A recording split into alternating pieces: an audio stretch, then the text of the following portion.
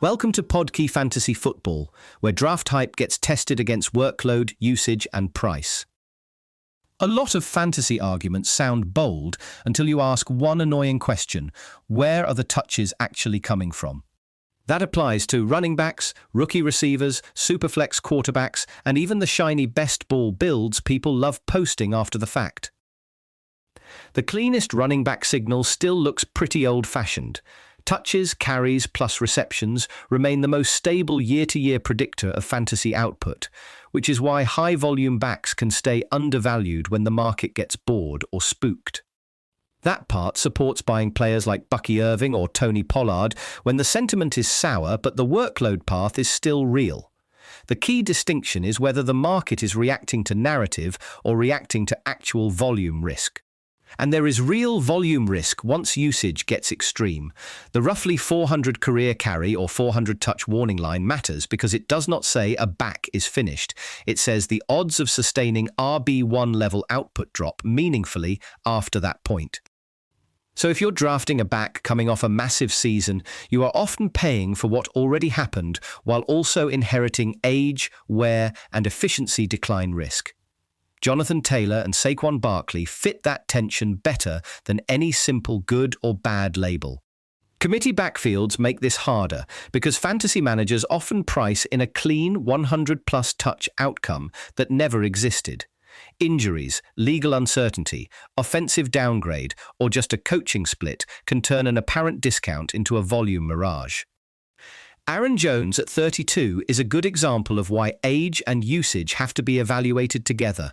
Older backs can still be useful, but the burden of proof shifts. You need price to acknowledge the thinner margin for error, not ignore it. The zero RB conversation also needs updating because the NFL has changed the supply of useful pass-catching backs. Running back target share has declined league-wide, and targets per rush have slipped below a quarter, which shrinks the pool of easy PPR specialists. That matters because targets are still dramatically more efficient than carries in PPR. If you're using adjusted value, a target is worth about 2.5 carries, so even 4 targets a game can change the entire fantasy profile of a medium-volume back. What has faded is the old low-carry, high-reception archetype you could find late and plug in. What has grown is the dual-threat middle-class backs with 150 to 250 carries and a few targets per game. A lot of RB2 production lives there now.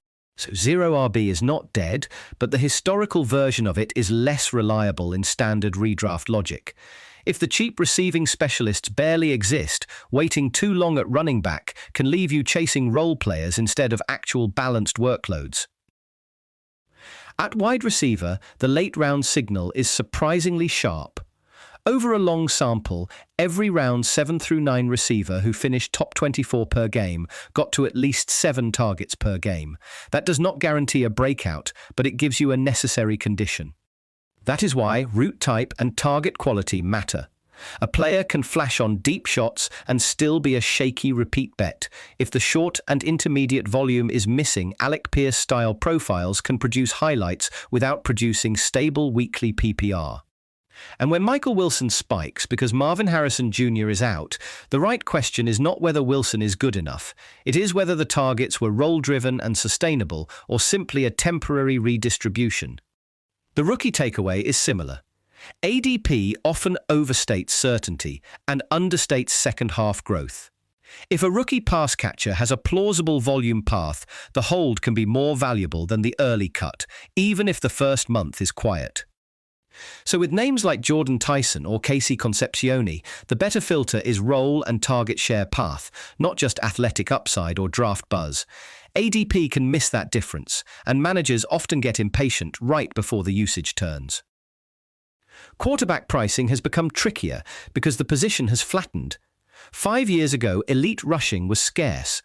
Now there are far more quarterbacks who can create fantasy value on the ground, which raises the floor across the position and weakens ADP as a clean forecasting tool. That is especially important in superflex, where a big cluster of quarterbacks can live in the same draft neighborhood. If 16 passers are packed between roughly picks 60 and 125, paying a huge premium for one name can be less efficient than building depth through the tier. The logic behind drafting multiple later quarterbacks is not that elite. QBs do not matter. It is that the opportunity cost of chasing one can be higher when the middle tier is broad, and some QB3 types still have rushing-driven spike potential. That is where names like Jackson Dart or Malik Willis get interesting in tournaments. The argument is not safety, it is ceiling. Rushing can create outsized weekly scores in a way pocket passers usually cannot. The flip side is that expensive dual-threat quarterbacks are carrying hidden downside if the rushing fades. Mahomes after the ACL discussion is a good historical reminder, and any projection that assumes Lamar-level rushing without considering health is taking on more fragility than the sticker price suggests. Caleb Williams going in the first round of superflex drafts is the kind of case where the skepticism seems better supported than the optimism. If the completion profile is not already elite, the market may be paying for a leap that has not happened yet.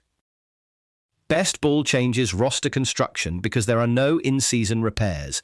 Dead spots hurt more, and week 15 through 17 upside matters more, so the build has to balance floor with genuinely live breakout paths.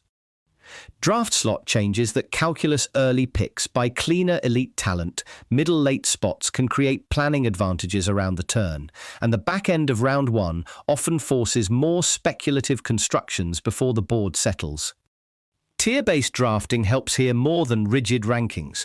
Rankings can show where the market is off, but tiers help you avoid reaching for a single name when several players offer similar upside and your roster needs flexibility.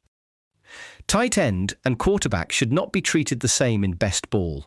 Paying for a high-ceiling tight end can make sense, because the weekly edge is hard to replace, while quarterback values often emerge later. Market tactics matter too. Buying the dip only works when the dip is temporary. If ADP falls because of short-term injury noise or narrative fatigue, that can be opportunity. If it falls because role, age, or efficiency is structurally eroding, it is not a dip, it is repricing.